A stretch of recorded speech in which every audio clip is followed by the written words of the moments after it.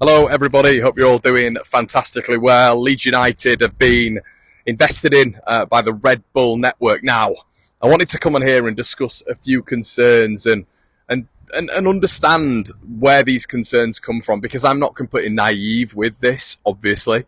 I understand that there is a few issues with Leeds United fans, and I just wanted to summarise it. We did a stream earlier, big bumper stream. Make sure you check that out. I'll get all the fans' opinions. We've got another video coming out later on.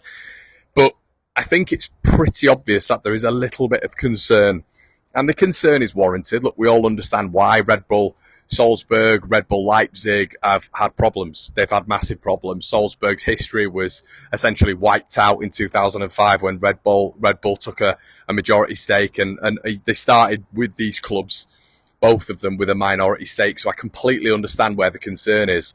But what I will say is, from what I understand, there is no future pathway whatsoever for Red Bull in terms of majority ownership. That is clear right now. Could that change?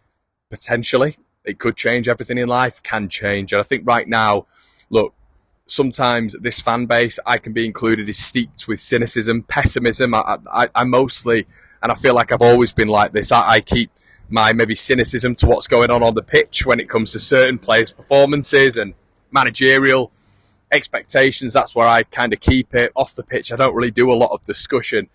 So, and I always feel like I've said this before, I offer solutions. And talking about solutions, this is a big solution for Leeds United. We're speaking about contracts, we're speaking about wages, we've spoken about transfer budgets, we're speaking about players that we want. You've got fans saying, oh, well, I want Leeds to be in Europe. You know, I want us to do an Aston Villa. But yet these are the same fans, a lot of the same fans, who are absolutely, and well within their right to a certain extent, but are absolutely demonising any sort of partnership with Red Bull, which I think is pretty mental, to be honest with you. I think even when you're looking at yo-yo clubs anymore, unless you get Bloom in at Brighton, who is a local businessman in the area, in Brighton and Hove, if you genuinely believe there's going to be people out there like a Leeds City businessman who's going to become a minority or even close to a majority shareholder at Leeds United and invest billions of pounds into the club, it's just not going to happen. It's never going to happen. It's not the way of the world. State ownership is probably something that we all want to stay away from. This isn't state ownership. Have things happened previously when it's come to Leipzig and Salzburg, 100%, in terms of the clubs being crippled by a rebrand when it's come to logos, when it's come to stadiums, when it's come to club names, when it's come to historical context. We know that Leipzig is a city in East Germany which stood by itself, which stood tall by itself. I've been to Leipzig myself, lovely city, but it is on its own. Now, are they looking at Leeds United as a city on its own that they can exploit? Potentially, but I think that exploit word is a little bit too heavy. I think it's a little bit too much, to be honest, because I just think this club is steeped in so much prestige, history, and I do not believe that the 49ers, with the relation that they have with the Leeds fans at this moment in time, which they've been building from a marketing and communication standpoint for the best part of 12 to 14 months, but going even further back with Parag, 3, maybe 4 years, to just completely obliterate that in the next 2 to 3 years, where Leeds might find a modicum of success, and to just sell the entire club or a majority stake in the club where it outweighs the 49ers to the Red Bull network, who they've not had any building with when it's come to relationships previously. There's not been any link between the 49ers and Red Bull. I just think that would be crazy. I think it would be just suicide when it comes to your business plethora, your portfolio, what you've done for a club. You know, your brand is naturally developed on the sort of customers, you know, expectation, their valuation, their feedback. And that's how it, you know, I'm stood outside Morrison's right now. You know, Morrison's could only develop as a brand, obviously through investors, but they need customer feedback. They need to be able to build as a brand. And I think marketing has been such a massive tool, such a huge tool for the San Francisco 49ers when they've come in at Ellen Road, that to just get rid of that in the long term, I just think would be absolutely mental. As I say, the dealings with the 49ers and Red Bull hasn't been a thing before. So I think they've done this because they know they're a massive brand. They've been talking about globalisation since they came in, the Niners, and they've been talking about expanding Leeds. They've been giving us transparency as well. Everything Parag said, he's provided. Everything the 49ers have done, they've provided. As you guys know, I've got a tiny bit of a link there, and it's been a really nice established relationship, and it feels like they're in with honest intentions, and that's all we can do at the minute. We can just discuss these things on what we know right now, and for me to be told that there is absolutely no pathway for Red Bull to have a majority ownership, I completely believe that. I really do believe that. I might be naive in the long run. Okay, that's fine. That is what it is. Business can develop. I understand that. But for right now, for Leeds United to secure a £60 million deal in the Championship, the biggest EFL deal of all time, it's never happened before, for a minority ownership, a minority shareholder, I should say, and for, instead of the fan base being positive and looking forward to a really profitable and exciting transfer window, for the fans now to just be steeped in cynicism and pessimism and negativity when it comes to it, I just find it mental. And as I say, in the long run, let me just change hands. In the long run, I might be wrong. We might become Red Bull Leeds. We might be absolutely crippled by this partnership. It could kill Leeds United as an entity. I think that is slightly dramatic. I think, unfortunately, certain people are sort of accentuating that, and I don't really understand why.